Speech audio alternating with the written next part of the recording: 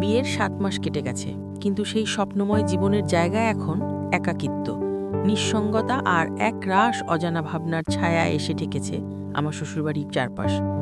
আমি জানতাম না বিয়ের অল্প কিছুদিন পরেই আমার স্বামী বিদেশ চলে যাবে। জানলে হয়তো আমি এই বিয়েটা করতাম না, কারণ এই বাড়িতে শ্বশুর শাশুড়ি কেউ নেই, নেই কোনো আত্মীয় স্বজনের আনাগোনা, কেবল আমি আর ঘরের দেয়ালে ঝুলে থাকা কিছু প্রেমের হাসি। স্বামী যখন জানালো সে বিদেশ যাবে এবং আমায় একা রেখে যাবে এই নির্জন বাড়িতে, তখন আমার খুব ভয় হয়েছিল। আমি তাকে বলেছিলাম, ছোটখাটো একটা ব্যবসা শুরু করো, তুমি যদি আমার পাশে না থাকো তাহলে এই বাড়িতে আর তো কেউ নেই, কিভাবে থাকবো? কিন্তু সে একগুঁয়ে বলল, এই দেশে কষ্ট করে বড় কিছু করা যায় না, আমি বিদেশে গেলে অনেক ইনকাম করতে পারবো, আমাদের ভবিষ্যৎ অনেক সুন্দর হবে। আমি চুপ করে গিয়েছিলাম, তবে তার চোখে ছিল কিছুটা আক্ষেপ আর কিছুটা স্বপ্ন।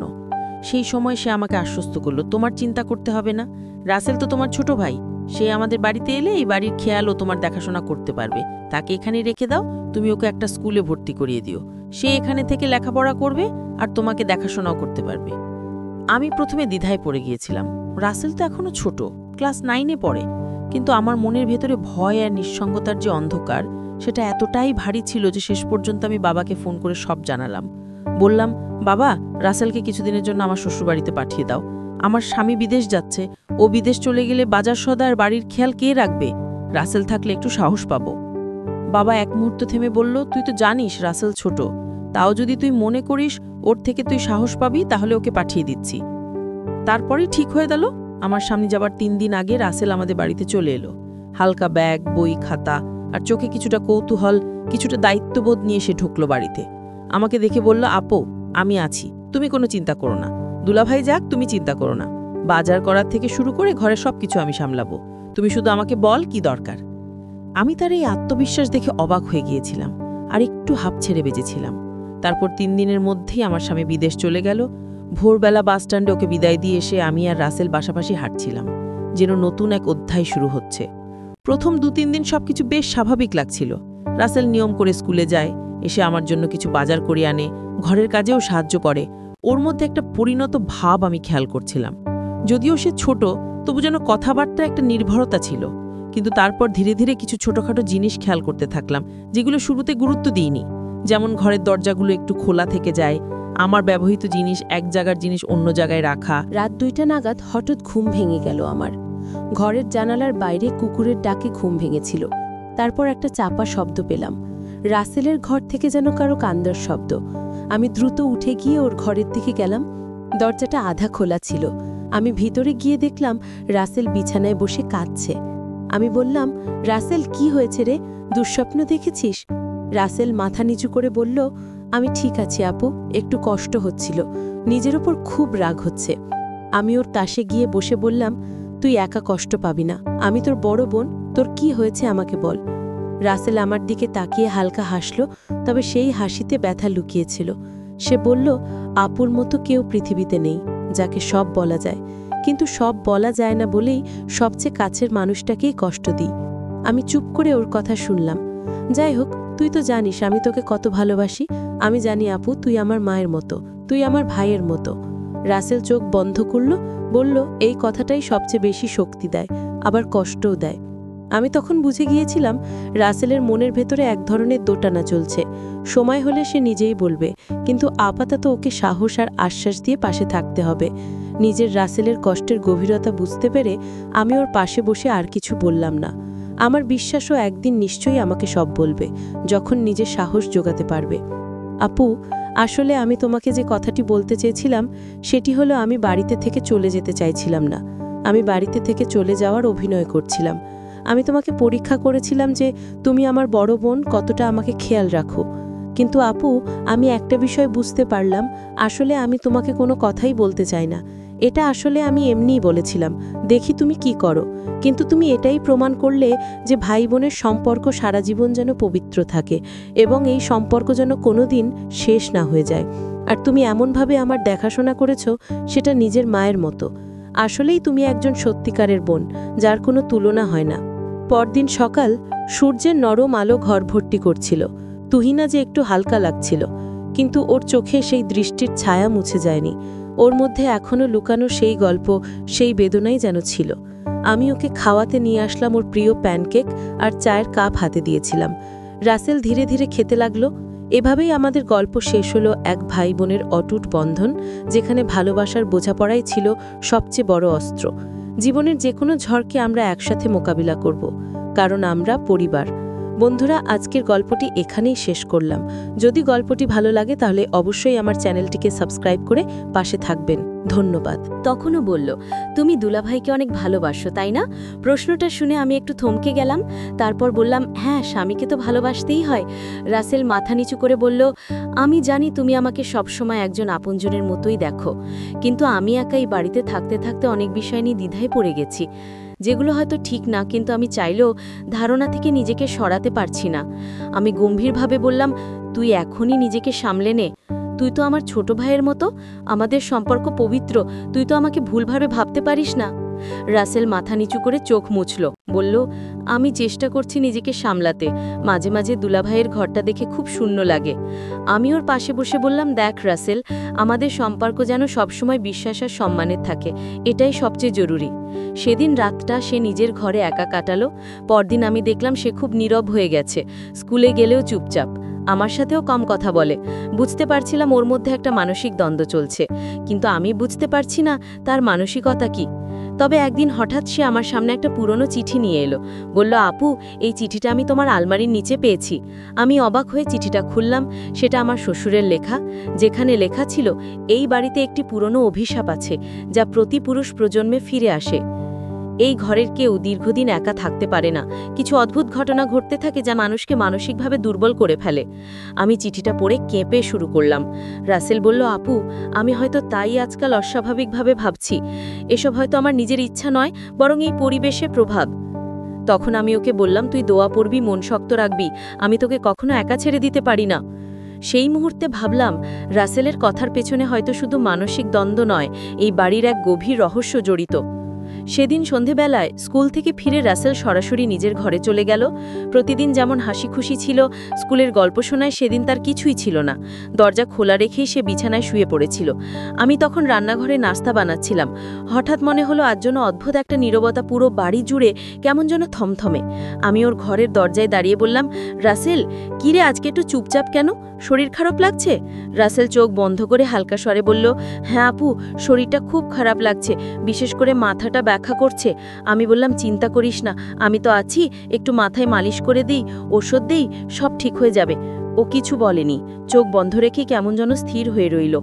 আমি আলমারি থেকে মাথা ব্যথার ওষুধ বের করে এনে এক গ্লাস পানি দিলাম। রাসেল না বলে সেটা খেয়ে নিল। আমি বুঝতে পারলাম ওর সঙ্গে কোনো মানসিক চাপও লুকিয়ে আছে ওর মনের ভিতর।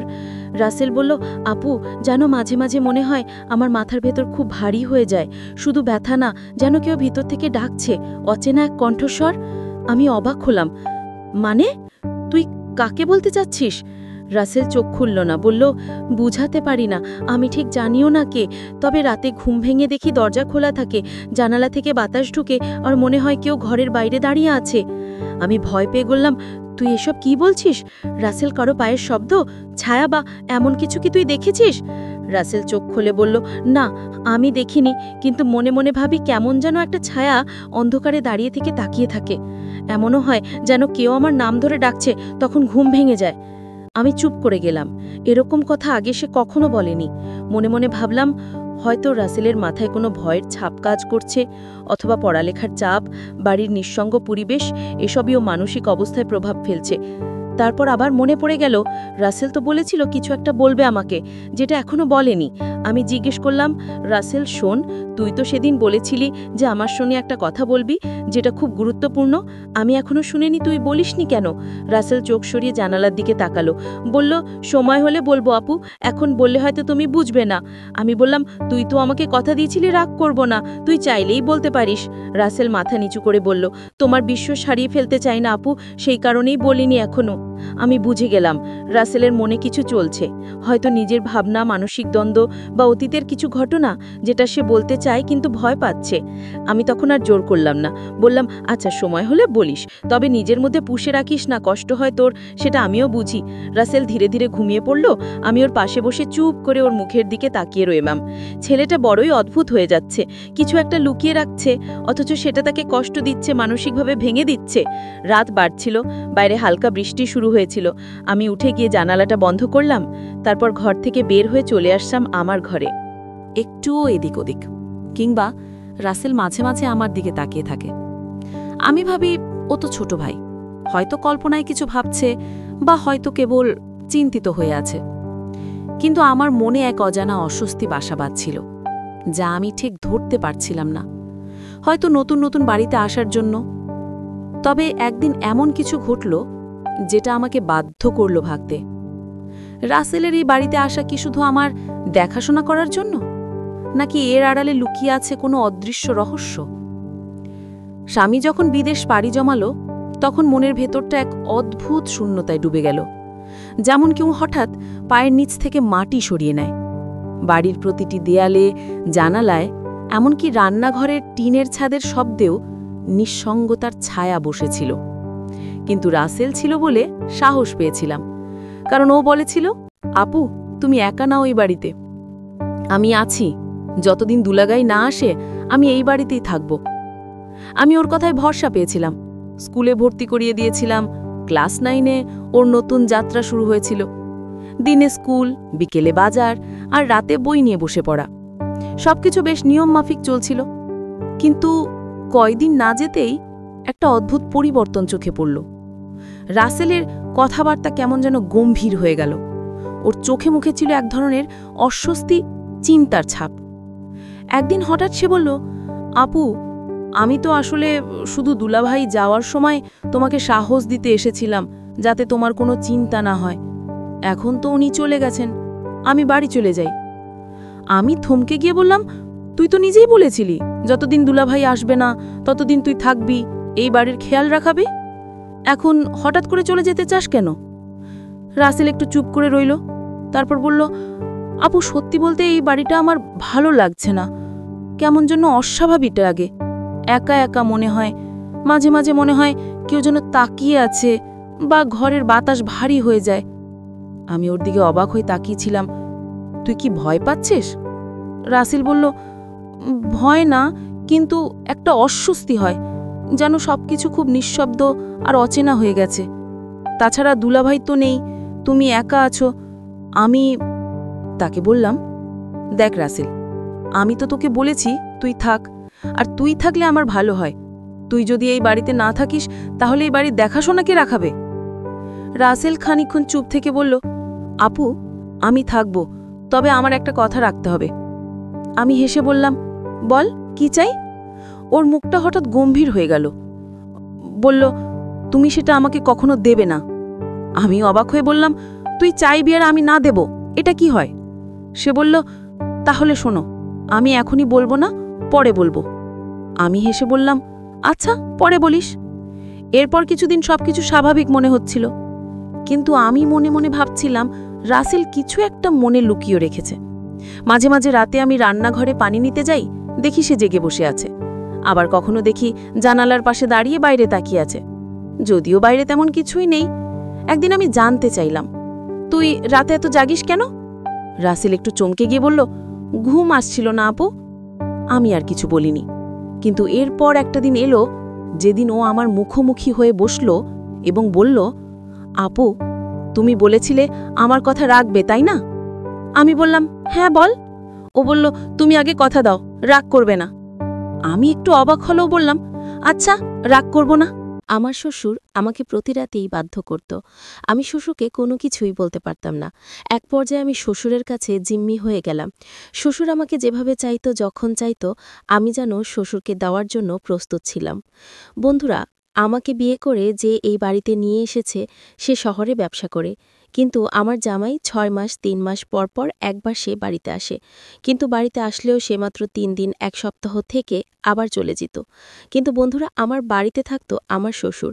এদিকে আমার শাশুড়ি দীর্ঘদিন যাবৎ নেই, কিন্তু আমার ২ ননদ আছে। দুজনেরই বিয়ে হয়ে গেছে। তারা মাঝে মধ্যে আমাদের বাড়িতে বেড়াতে আসে, তাদের বাচ্চা কাচ্চা হয়ে গেছে। কিন্তু বন্ধুরা, শ্বশুর আর আমি এই ফাঁকা বাসায় এই একটা গ্রামে আমরা একাই থাকতাম। আমার শ্বশুর আমাকে এক প্রকাশে বাধ্যই করত, তাকে যেন আমার দিতেই হবে। আর আমিও শ্বশুরের সেই বাধ্যতা মেনে নিয়ে আমি যেন সবকিছুই মানা শুরু করে দিলাম। এভাবেই ছিল আমার দিন। আমি শ্বশুরমশাইকে শুরুতেই তেল মালিশ করে দিতাম, তার যত ব্যথা ছিল সবকিছুই আমি দেখাশোনা করতাম। এভাবে ১ দিন ২ দিন ৩ দিন চলে গেল। যাই হোক বন্ধুরা, তোমরা সবাই কেমন আছো? আশা করি তোমরা অনেক বেশি ভালো আছো। আমার কলিজার বন্ধুরা, তোমাদের জন্য একটা দারুণ ইন্টারেস্টিং গল্প নিয়ে হাজির হয়ে গেলাম। বন্ধুরা, আজকের গল্পটি হচ্ছে শ্বশুর এবং পুত্রবধূ। আর আজকের এই গল্পটা তোমাদের অনেক বেশি বিনোদন দেবে। তাহলে চলো বন্ধুরা, গল্পটা একেবারেই প্রথম থেকে শুরু করি। আর হ্যাঁ, তোমাদের কাছে একটা রিকোয়েস্ট, আমার এই চ্যানেলে নতুন হয়ে থাকলে চ্যানেলটি অবশ্যই সাবস্ক্রাইব করে দিবে এবং আমাদের ফ্যামিলির একজন সদস্য করে নিবে। আমার স্বামী সে মূলত একজন ব্যবসায়ী। শহরে অনেকেই আছে দামি জিনিসপত্র তারা বাঙালিতে ফেলে দেয় বা দিয়ে দেয় বা কম টাকায় বিক্রি করে ফেলে। কারণ আমার স্বামী কোনো কাজকর্ম জানে না, লেখাপড়াও তার খুব একটা বেশি নেই। সে যে ইনকাম করে চলবে বা তার যে বউ পালবে এরকম দক্ষতা তার এখনও হয়ে ওঠে নাই। যাই হোক, সে শহরে বাঙালি ব্যবসা করে। কিন্তু আমি বিয়ের আগে এই খবরটা একেবারেই জানতাম না। আমি বিয়ের পরে এই খবরটা জানলাম। তো সে আমাকে বিয়ের আগে বলেছিল, যখন আমার মা বাবা বিয়ে ঠিক করেছিল। কারণ শহরে অনেকেই আছে দেখবেন অনেক রাস্তা পরিষ্কার করে বা যারা বিদেশে যায়, হ্যাঁ, অনেকেই অনেক ধরনের কাজ করে, বাট তারা অ্যাকচুয়ালি কি কাজ করে আমরা কিন্তু সেটা জানি না। তো আমার স্বামী বলেছিল সে নাকি বড় শহরে তার বড় ব্যবসা আছে। কি ব্যবসা আছে আমরা সেটা খোঁজ খবর নেই জানিও না। তো আমার এখন এই কপাল। তো বন্ধুরা, আমার শ্বশুর সে ছিল একটু ভালো মানুষ। তার মোটামুটি বেশ কিছু সয় সম্পত্তি ছিল। আমাদের যেই গ্রামের বাড়ি আমাদের, এই বাড়িটা মূলত শ্বশুরের। এখানে প্রায় ১২ শতকের মতো তার জায়গা রয়েছে, কিন্তু এই জায়গার মূল্য একেবারে কম। তাছাড়া তার বেশ কিছু ফসল জমি রয়েছে। এছাড়া আনাজ তরকারি উৎপাদন করে, শ্বশুর নিজেই সবকিছু করে। তার বেশ জায়গা সম্পত্তি আছে বলা চলে। তবে আমার শ্বশুর যেহেতু একজন কৃষক, সে কৃষিকাজ করে সারাদিন। রাতের বেলায় সে একটু চিৎকার চেঁচামেচি করে, তার নাকি বুকে জ্বালা পোড়া হয়। তাছাড়া তার হাঁটুতে, কোমরে, বিশেষ করে মাথায় খুব বেশি ব্যথা করে। আমাকে প্রায় সময় বলতো আমার শ্বশুর, বৌমা আমাকে একটু মাথাটা ব্যথা করতেছে, একটু তেল মালিশ করে দিবে, একটু পায়ের তলাটা মালিশ করে দিবে তো। বৌমা আমাকে সে খুব আদর করে আমাকে বৌমা বলতো। আর তাছাড়া আমি ঘরের কাজ করতে খুব ভালোবাসি। বিশেষ করে শ্বশুর শাশুড়ি আমার স্বামীর সেবা যত্ন করতে আমি খুব ভালোবাসি। যেহেতু আমি গ্রামের মেয়ে, কিন্তু বন্ধুরা, আমার শ্বশুর ছাড়া এ বাড়িতে আর কেউ ছিল না। আমি আমার শ্বশুরকে প্রায় সময়, রাত নেই দিন নেই, আমি তাকে মাথায় কপালে তেল মালিশ করে দিতাম, তার মাথা টিপে দিতাম, পায়ের তলায় তেল মালিশ করে দিতাম, হাঁটুতে দিতাম, কোমরে দিতাম, পিঠে দিতাম। তাছাড়া মাঝে মধ্যে আমি তার শরীর টিপেও দিতাম। হ্যাঁ, সে বেশ আরাম পেত। আসলে আমার শ্বশুর দিনের বেলায় সে ফসলে জমিতে কাজ করে, আর রাতের বেলায় তার শরীরে ব্যথা করে। এই জন্য সে আমার কাছে একটু আরাম চাইত, আর আমিও তাকে আরাম দিতাম। এইভাবে আমাদের শ্বশুর এবং পুত্রবধূর দিন খুব ভালোভাবেই চলে যাচ্ছিল। আমরা কোনো সময় শুটকি ভর্তা খেতাম, কোনো সময় আলু ভর্তা, কোনো সময় বেগুন ভর্তা, কোনো সময় ওই তরকারি এই তরকারি, বা আমার শ্বশুর যেহেতু একজন কৃষক ছিল, কলম শাক, লাউ শাক, যে কোনো কিছু করে আমরা খেয়ে ঘুমিয়ে পড়তাম। এই ছিল আমাদের মোটামুটি দিন। কিন্তু বন্ধুরা, আমার শ্বশুরের সেবা যত্ন করতে করতে আমি প্রায় সময় শ্বশুরের কাছে ঘুমিয়ে পড়তাম। অনেক সময় সকালবেলা ঘুম থেকে প্রায় সময় উঠে দেখি, ওমা, আমি তো তাহলে সারা রাত আমার শ্বশুরের কাছে ছিলাম। শ্বশুরও কখনো কোনো কিছু মনে করত না। সে তার নিজের মেয়ের মতো করেই আমাকে স্নেহ করত। আমাকে সে নিজের মেয়ের মতো করেই আদর্শ করত, খেয়াল রাখত। আমার টুকটাক কি লাগবে, কি দরকার, সবকিছুই খেয়াল রাখত। তাছাড়া আমার শরীর অসুস্থ হলেও আমি যে শুধু শ্বশুরের একা সেবা করতাম তাহা কিন্তু না বন্ধুরা। এই ধরুন, আমার সর্দি কাশি বা জ্বর উঠলে শ্বশুর কিন্তু রান্নাও করতে পারে। শ্বশুর আব্বা নিজেই ভাত রান্না করত। তাছাড়া আমাকেও তিনি প্রায় সময় তেল মালিশ করে দিত। আসলে আমাদের গ্রামে মানুষরা খুব একটা বেশি তারা ডাক্তারের কাছে বা ফার্মেসিতে খুব একটা বেশি যায় না। এখনও দেখবেন অনেক গ্রামের মানুষ আছে, তারা কিন্তু ওষুধের উপর নির্ভরশীল না। তারা বিভিন্ন গাছগাছালি ওষুধ খায়, হ্যাঁ, নিজেরাই ওষুধ বানিয়ে নেয়। আবার অনেকেই বিশেষ করে তেল মালিশটা শুকনা মরিচ, তারপর রসুন, এগুলো দিয়ে তেল মালিশ করে ফু দেয়। ফু দিয়ে এটা মালিশ করে দিলে ভালো হয়ে যায়। আমার শ্বশুরমশাই একজন কৃষক ছিলেন, কিন্তু উনি সেই সঙ্গে একজন কবিরাজও ছিলেন। হ্যাঁ হ্যাঁ, একজন কবিরাজ। তিনি কিন্তু অনেক আগের যুগের একজন মানুষ, কিন্তু তার শরীর, তার ফিটনেস দেখলে আপনারা বলবেন উনি কি সত্যি এত বয়স? না, এটা কোনোভাবেই বোঝার উপায় নেই। তিনি একজন কবিরাজ মানুষও ছিলেন। তিনি গাছগাছালা দিয়েও ঔষধ বানাতেন। তারপর তিনি পানি পড়া দিতেন, ঔষধ নিজেই বানাতেন। তেল মালিশে পড়া দিলে আবার সেইটা যে কোনো বাচ্চা, মহিলা, মা, মেয়ে যে আছে সবাই ভালো হয়ে যেত। তো আমার যখন জ্বর ব্যথা হতো বা আমার পেটে ব্যথা হতো, একদিন আমার খুব বেশি পেটে ব্যথা হয়েছিল। আসলে বন্ধুরা, আমি হোটেলের কিছু সিঙ্গারা খেয়েছিলাম। আমার ওই পাশের এক বাসার বান্ধবী খাওয়ার জন্য সিঙ্গারা নিয়ে এসেছিল। ওটা খাওয়ার পর থেকে আমার প্রচুর পরিমাণে পেট ব্যথা।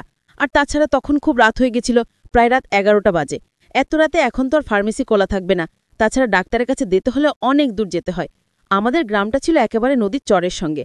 আমরা চাইলেই সহজে দোকানে, বাজারে কিংবা ফার্মেসিতে যাওয়া আমাদের পক্ষে কোনোভাবেই সম্ভব ছিল না। তো সেদিন রাতের বেলা আমি পেটের ব্যথায় চিৎকার চেঁচামেচি করতে লাগলাম রুমের ভিতরে। তখন আমার শ্বশুরমশাই আমার চিৎকার চেঁচামেচি শুনে সে দৌড়ে আসলো। এসে আমাকে বলতেছে, আরে বৌমা, কি হয়েছে তোমার? আমি শ্বশুর আব্বাকে বললাম, জানি না বাবা, দুপুরবেলায় 2টো সিঙ্গারা খেয়েছিলাম, শুকনা মরিচও খেয়েছিলাম সাথে। আসলে রাতেও ভাত খেতে পারি নাই, পেটে খুব বেশি ব্যথা করতেছে, আর পারতেছি না। তখন আমার শ্বশুর আব্বা আমাকে বলল, বৌমা, তোমার পেটে ব্যথা করতেছে? আহারে, তুমি তো আমাকে আগেই বলবে। দেখো তো, আমার লক্ষ্মী বউটা আমাকে বলতেছে না। আচ্ছা ঠিক আছে, তুমি একটু সময় অপেক্ষা করো, আমি তোমার জন্য একটা তুৎকা নিয়ে আসতেছি। আমি তখন একটু অবাক হয়ে শ্বশুর আব্বাকে জিজ্ঞাসা করলাম, বাবা, এত রাতে তো ফার্মেসি খোলা নেই। তাছাড়া ফার্মেসিটি যেতে গেলে তো নৌকা দিয়ে পার হয়ে অনেক দূর বাজারে যেতে হবে। আপনি এত রাতে কি করে কি আনবেন? ওষুধ তো এখন আনা সম্ভব না। তাছাড়া বাবা, আমার পেটে খুব বেশি ব্যথা করছে, খুব কষ্ট হচ্ছে। তখন আমার শ্বশুর আব্বা আমাকে বলল, দেখো তো পাগলি মেয়েটা কি বলে। কে বলেছে তোমাকে আমি ফার্মেসিতে যাচ্ছি? শোনো বৌমা, আমি সারা এলাকার মানুষটা ওষুধ দেই, আর তুমিও আমাকে বলতেছো আমি ফার্মেসিতে গিয়ে ওষুধ আনবো? না, শোনো, আমি একটা পান নিয়ে আসতেছি পাশের রুম থেকে। একটা পান তেল দিয়ে আগুনে এটাকে গরম করব। তারপর এইটার মাঝে আমি একটু ফু দিয়ে ভালো করে সুদা পরে আমি তোমার পেটে এই পানটা দিয়ে মালিশ করে দিলে, তাহার পর দেখবে বৌমা, আসল জাদু, আসল কারিশমা। তোমার পেট নিমিষেই ভালো হয়ে যাবে। আমি তখন বললাম শ্বশুর আব্বাকে, তাই হয়ে নাকি আব্বা? এখন বর্তমানে মডার্ন যুগ, এখনকার মানুষ সবাই ওষুধের উপর ডিপেন্ড করে। হ্যাঁ, আমাদের একটু রক্ত আসলেই আমরা চলে যাই ফার্মেসিতে ওষুধ কিনতে। আর আপনি বলতেছেন সেই পুরনো যুগের কথা, যে কিনা আগিমকালে হতো এক সময়। এখন তো এগুলোই ভালো হয় না। শ্বশুর আব্বা আমাকে বলল, চুপ, তোমার পেটে ব্যথা করতেছে, তুমি একেবারেই চুপ হয়ে শুয়ে থাকো, আমি দেখি তোমার জন্য কি করা যায়। বৌমাটা বড্ড বেশি কথা বলে। এই কথা বলে শ্বশুর চলে গেল, গিয়ে বড় একটা পান নিয়ে আসলো। এটার মধ্যে সরিষার তেল দিল, তারপর সেটাকে আবার কেরোসিনের যে আগুন আছে ওই আগুনে সেটাকে গরম করল। তারপর বন্ধুরা একটা রসুন গরম করে আমার পেটের যে নাভি আছে সেই নাভির ভিতরে ওই ফুটোটাতে ঢুকাইল। তারপর এই পানটা আমার পেটে ভালো করে শ্বশুর তার ডান হাত দিয়ে সে আমার পেটে ফু দিচ্ছে, আর এই পানটা দিয়ে আমার পেট ডলে ডলে আমাকে তেল দিয়ে আর এই পানটা দিয়ে এইভাবে মালিশ করে দিচ্ছে। আসলে আমার সেই সময় খুব বেশি আরাম লাগতেছিল, মজাও লাগতেছিল। কেননা আসলে বন্ধুরা, মেয়েদের পেটে হাত দিলে তো এমনিতেই শুশুরি করে, আর সেই জায়গায় আমার শ্বশুর আব্বা সেই তার ডান হাত এমনভাবে লাউন করে ঘুরাতে শুরু করে দিল আমার পেটের উপরে। আমার যে কি শুশুরি লাগতেছিল, আমার খুব মজা লাগতেছিল। সত্যি কথা বলতে আমার খুব আনন্দ হচ্ছিল, খুব ভিতর থেকে একটা অন্যরকম একটা ফিলিংস কাজ করতেছিল। তাছাড়া উনি আমার এই পেটের ভিতরে যে নাভি আছে, নাভিতে বেশ কয়েকবার তিনি হাত দিচ্ছেন, আবার ফু দিচ্ছে। তার ঠোঁট আমার নাভিতে স্পর্শ করতেছে, আবার তার হাত দিয়ে আমার পেটে এভাবে লাউন করে সে খুব সুন্দরভাবে ডলে দিচ্ছে। আমার তখন খুব বেশি আরাম লাগা শুরু করে দিল। তখন শ্বশুর আব্বা আমাকে বলতেছে, কি বৌমা, তোমার পেটে ব্যথা এখন কি কমেছে? সত্যি তো, আমি তখন খেয়াল করলাম আমার পেটের ব্যথার অনুভবটা আর আগের মতো হচ্ছে না। আমি তখন শ্বশুর আব্বাকে বললাম, হ্যাঁ তাই তো আব্বা, আমার পেটের অসুখটা তো এখন অনেকটাই কমে গেছে। তখন শ্বশুর আব্বা আমাকে বলল, কি বলেছিলাম না কমে যাবে? আমি বুঝলাম না। শ্বশুর আব্বা পান দিয়ে তেল দিয়ে আমার পেটে 2-1টা ডলা দিল আর আমার নাভিতে কয়েকটা ফু দিল, তাতেই ভালো হয়ে গেল। আরে বা, এটা তো দেখতেছি সত্যিই জাদু। আমরা এই যুগের ছেলেমেয়েরা তো আমরা তো এগুলো পারবই না। তখন শ্বশুর আব্বাকে আমি বললাম, বাবা, আপনার হাতে নিশ্চয়ই কোনো জাদু আছে। শ্বশুর আব্বা সেখান থেকে চলে গেল। কিন্তু সেদিন আমাকে বলে গিয়েছিল, বৌমা, এর আগে আমি অনেক নারীর পেটে আমি হাত দিয়েছি, অনেকের পেট এইভাবে ডলে ভালো করে দিয়েছি, কিন্তু বৌমা, তোমার পেটটা খুব সুন্দর, একেবারে গোল হয়ে আছে। আর তাছাড়া তোমার পেটটা খুব নরম স্মুথ। আমিও খুব মজা পেয়েছি বৌমা। আর তাছাড়া তোমার নাভিটা একেবারেই গোল, একেবারেই খুব সুন্দর কিউট দেখতে। জানো বৌমা, সত্যি তোমার নাভির তোমার পেটটা খুব দারুণ। এই কথা বলে আমার শ্বশুর আব্বা রুম থেকে বের হয়ে গেল। আমি মনে মনে তখন ভাবতে লাগলাম, শ্বশুর আব্বা তো গেল আমার রুম থেকে, কিন্তু যাবার সময় উনি এই কথাটা কি বলে গেল? আমার পেটটা নাকি অনেক সুন্দর, আমার নাভিটাও নাকি অনেক সুন্দর। তাছাড়া উনি নাকি বেশ মজা পেয়েছে আমাকে ডোলে। আমার তখন মনের ভেতরে একটা অন্যরকম ফিলিংস কাজ করা শুরু করে দিল। বিশেষ করে আমার ভিতরে একটা শ্বশুরই একটা মজা কাজ করতেছে। পরের দিন শ্বশুরাব্বা আমাকে বলতেছে, বৌমা, আজকে যে রোদ উঠেছে, শ্বশুরাব্বা রোদের ভিতরে ফসলের জমিতে সার দিয়ে আসলো। তার পুরো শরীর একেবারে গেমে আছে, আর এই রোদে তার মাথা খুব গরম হয়ে আছে। সে অজ্ঞান হয়ে পড়ে যাচ্ছে, এরকম একটা অবস্থা। আমাকে বলল, বৌমা, আমাকে একটু গোসল করিয়ে দিবে? আমি বললাম, হ্যাঁ বাবা, আমি দিচ্ছি আপনাকে। আমি শ্বশুর আব্বাকে ঠেলে নিয়ে ঠান্ডা পানি দিয়ে তাকে গোসল করিয়ে দিলাম, এবং শ্বশুরের পুরো দেহটাকে আমি ভালো করে সাবানে জালের ভিতরে মেখে তার এই পুরো শরীরকে আমি তাকে ডলে দিয়েছি, ঘষে দিয়েছিলাম। আমার কাছে মনে হচ্ছিল তখন আমি এটা আমার শ্বশুর না, আমি আমার স্বামীকে সেবা যত্ন করতেছি। তার শরীরটাকে আমি ডলে দিচ্ছি, ঘষে দিচ্ছি। আমি ভিতরে তখন এক অন্যরকম অনুভূতি কাজ করা শুরু করে দিল। শ্বশুর আব্বাকে আমি গোসল করতে গিয়ে আমি নিজেই বেশ কয়েকবার পানিতে ভিজে গিয়েছিলাম। এদিকে আমি খেয়াল করে দেখলাম আমার পুরো শাড়ি, ব্লাউজ, তারপর ছায়া, সবকিছুই প্রায় ভিজে গেছে। শ্বশুর আব্বা তখন আমাকে বলল, হাঁ রে বৌমা, তুমি তো দেখতেছি একেবারে পুরোপুরি ভিজে গেছো আমাকে গোসল করতে গিয়ে। বৌমা, একটা কাজ করো, যেহেতু দুপুর হয়ে গেছে, তাছাড়া বাহিরে এখন প্রচুর পরিমাণের রোদ, আমার তো গোসল অলরেডি হয়েই গেছে। বৌমা, আমি বলি কি, তুমিও গোসলটা করে ফেলো। আসলে তুমিও একসঙ্গে গোসল করলে দুজনে বসে তারপর একসঙ্গে খাওয়া দাওয়াটা সেরে ফেলবো। আর আমাকে একটু বিকেলবেলা একটু রেস্টে নিতে হবে, আর একটু ওই ক্ষেতটা গিয়ে একটু দেখে আসতে হবে। তখন আমি শ্বশুরাব্বাকে বললাম, বাবা, আপনি যেহেতু গোসল করেই ফেলেছেন, আপনি যান, আমি আপনাকে খাবার দাবার বেড়ে দিচ্ছি, দিয়ে তারপর এসে আমি একা একা গোসল করব। কিন্তু শ্বশুরাব্বা তখন খুব বেশি জিদ ধরল, বৌমা, তুমি একেবারে ভিজেই গেছো, তাছাড়া তুমি একা একা কেন গোসল করবে? শোনো বৌমা, আমি নিয়ত করেছি আজকে আমি তোমার সঙ্গেই খাবারটা খাবো, আর তাছাড়া একা একা খেয়ে তো কোনো মজা হয় না, আমি তৃপ্তি পাই না। বৌমা, আজকে তুমি আমার সঙ্গে গোসল করো, ভিজেতে গেছো। তখন বন্ধুরা, শ্বশুরাব্বা আমার সঙ্গে এক প্রকার জোর করা শুরু করে দিল। আমিও শ্বশুরাব্বাকে আর বাধা দিতে পারিনি। তখন শ্বশুরাব্বা আমাকে মগ দিয়ে, ওই কল থেকে বালতি দিয়ে আমি পানি ভরেছিলাম, আমাকে মগ দিয়ে শ্বশুরাব্বা ভিজিয়ে দিয়েছে। আমার পুরো শরীর এখন ভিজে গেছে। তখন শ্বশুরাব্বা আমার শাড়িটা খুলে সে নিজেই আমাকে বলল, বৌমা, তুমি বসো, আমি তোমার শরীরটা সুন্দরভাবে আজকে ঘষে দিব। আমি বললাম, না বাবা, আপনি কেন আমার শরীর ঘষে দিবেন? আর তাছাড়া আমার শরীর এমনিতে পরিষ্কার, আমি তো প্রতিদিনই সাবান দিয়ে, জাল দিয়ে ঘষে ঘষে আমি গোসল করি, আর আমি তো তেমন কোনো ময়লা কাজকর্ম করি না। আপনি বাইরে থেকে আসেন, জমিতে কাজকর্ম করেন, আপনি গোসল করেন, আমি আপনাকে ধুয়ে দিচ্ছি। শ্বশুর আব্বা আমাকে বলল, শোনো, শুধুমাত্র যে বাহিরে কাজ করলে মানুষের শরীর ময়লা হয় তা কিন্তু না, ঘরেও কিন্তু অনেক ময়লা আসে, গাম থেকে অনেক ময়লা হয়। বৌমা, তুমি আর এত কথা বলো না তো, আমি তোমার শরীরটা ভালোভাবে আজকে ঘষে দিব।